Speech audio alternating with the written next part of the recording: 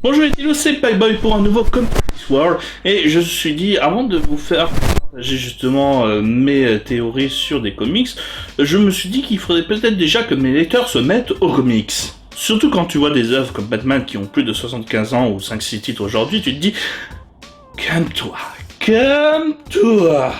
Oui, comme vous, moi aussi j'étais perdu dans ce nombre incalculable de titres de super-héros. On va donc répertorier plusieurs types de récits et vous expliquer comment fonctionnent les éditeurs, surtout Marvel et DC, pour débuter les comics. Et je parle bien entendu des comics dans le genre super-héroïque, qui a débuté donc avec Batman et qui a engendré plein de petits bâtards. Chaque héros a son titre, mais aussi parfois, selon le succès, des titres alternatifs avec d'autres histoires.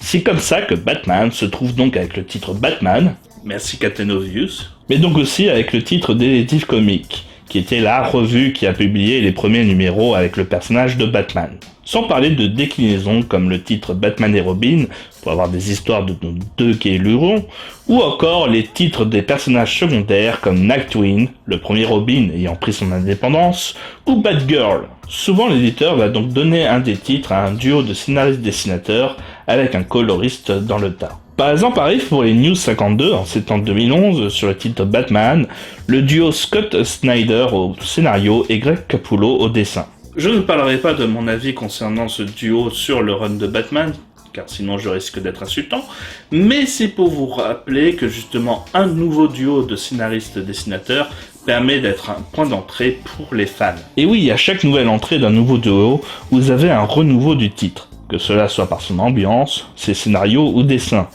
pour vous permettre de découvrir le titre sans trop d'efforts. En gros, en suivant un scénariste dès le moment où il s'incruste dans un univers, comme Snyder sur Batman, avec lequel il a débuté un petit arc sur Detective Comics, pour ensuite enchaîner sur sa cour des hiboux, le titre reste relativement accessible pour les néophytes. Bon, il y a des scénaristes pas doués et qui ont des moves dans les mains pour écrire un scénario propre, mais les manchots sont bien rares. Marvel s'en fait même donc une spécialité avec presque tous les ans un reboot des titres. Attendez par là un tour de chaise musicale pour s'échanger titres entre scénaristes et dessinateurs pour être de nouveaux points d'accès. Marvel ayant déjà un schéma prédéfini, une flopée de titres sur une année, un event en été, et enfin donc justement le renouveau des titres avec bien entendu des nouveaux scénaristes. DC Comics lui se permet d'être un petit peu plus subtil avec des crises qui permettent de rebooter très souvent ses histoires mais qui sortent tous les 10-15 ans. Bien entendu chez DC Comics par contre les nouveaux runs de scénaristes dessinateurs arrivent quand justement le scénariste n'a plus rien à dire sur un titre. Ou quand par exemple les ventes sont trop faibles et qu'il faut absolument rechanger le style de la série. Je vais donc vous donner deux points d'accès très importants et très récents pour les deux éditeurs. Chez DC Comics, vous avez les News 52 qui datent de septembre 2011 et qui rebootent plus ou moins tous les univers et les numéros.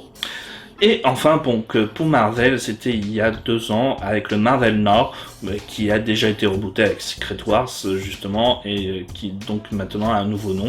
Mais voilà, ça vous permet justement d'entrer dans de nouveaux univers, sachant que les deux éditeurs, Urban Comics et pour DC Comics, par là, et Panini pour Marvel, proposent justement donc une collection, donc Renaissance pour Urban Comics et Marvel Now pour Marvel. Par contre, ne jamais commencer par un run de Grant Morrison, jamais. Le mec a 1000 ans de connaissances de comics dans la tête, et ouais, je sais que ça existe depuis moins de 90 ans, mais le mec a une connaissance de malade qu'il a sûrement les plans des comics sur le futur. Et il te ressort des trucs oubliés par tous dans ses runs, et c'est putain de badass. Tellement c'est un génie, mais putain c'est tortueux à comprendre. Et ne matez jamais un comics dessiné par Rob Liefeld, enfin sauf si vous voulez vous marrer sur les dessins, car ouais c'est carrément moche. Mais je reviendrai sur le papa de Deadpool dans un prochain numéro. Autre manière beaucoup plus simple pour entrer dans les comics, ce sont les Elseworlds. Et là vous me direz qu'est-ce que les Elseworlds? Et moi je vous répondrai Sliders, les mondes parallèles, ça vous dit quelque chose? Oui je sais, c'est une excellente série, moi en tout cas je l'adore, c'est une de mes préférées. Et je vous emmerde, sauf la saison 5 qui n'a jamais existé pour moi. Donc oui, effectivement, Elseworld veut dire autre monde, car sachez que le monde des comics propose un multiverse, des tas de mondes différents, avec des histoires différentes, des personnages différents. Attention, il y a deux sortes de Elseworlds, et oui, je sais, ça va commencer à devenir le bordel, mais vous allez voir, ça va être très bien expliqué. Bon, avant de parler de ces deux termes, il semblerait que le terme Elseworld soit assimilé au titre de multiverse DC Comics, et les What If pour l'univers Marvel. En gros, voilà comment on pourrait séparer les deux. Mais pour ma part, je vois les choses différentes. Les Elseworlds proposant des univers originaux, comme Kamandi de Jack Kirby, proposant l'histoire d'une dernière mort sur Terre, et le terme voulant bien parler d'univers différents, n'ayant donc rien à voir obligatoirement avec des univers déjà existants. Ou encore Howard the Duck se passant en dehors de l'univers Marvel. Les What If peuvent être considérés comme des Elseworlds, mais plus fréquents, car elles vont donc détériorer ou mettre un élément en valeur sur un univers déjà existant. J'ai d'ailleurs commencé à lire des comics grâce aux What If, en débutant avec Red Son de Mark Millar, racontant l'histoire de Superman si sa capsule avait atterri en Russie communiste, et devenant donc un Superman plus tyrannique, reprenant les rênes du monde et combattant des héros alternatifs. Ou encore imaginer un virus zombie affectant le monde de Marvel, donnant le titre Marvel Zombie, qui avait si bien débuté avec l'auteur de The Walking Dead, Jonathan Hickman, pour devenir un titre totalement dégueulasse, à partir du tome 4. Donner un titre où les héros de Marvel tentent de lutter contre une épidémie de zombies, et dont certains tomberont pour devenir zombies à leur tour.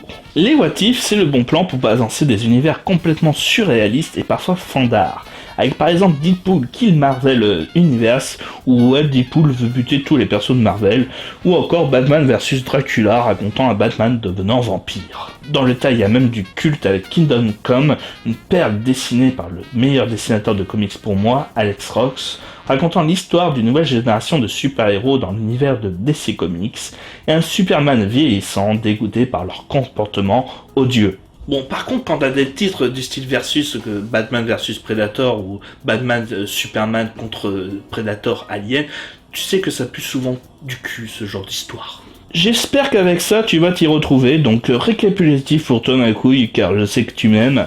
Nouveau run de dessinateur scénariste pour un titre permet de débuter bien souvent. Une nouvelle crise ou event permet de débuter aussi très fréquemment. Un titre What If qui détourne un personnage ou un moment important déjà existant pour te proposer une œuvre et un univers inédit, donc sans besoin de connaître trop le passé.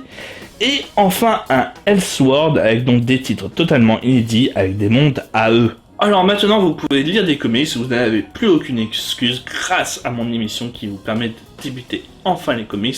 J'espère que vous aurez tout compris. Sachez que si vous avez besoin d'aide justement pour débuter dans un comics et tout, vous avez des forums dédiés justement au monde du comics. Je pense à MCDU ou encore DC Planet dans lequel je traîne de temps en temps sur les forums et qui donc seront toujours ouverts à vous aider, à vous offrir justement donc un point d'accès pour des séries qui vous intéresseraient plus que d'autres, ou qui vous proposent aussi des encyclopédies, voire même des dossiers sur comment débuter tel personnage de super-héros. Donc, aucune excuse.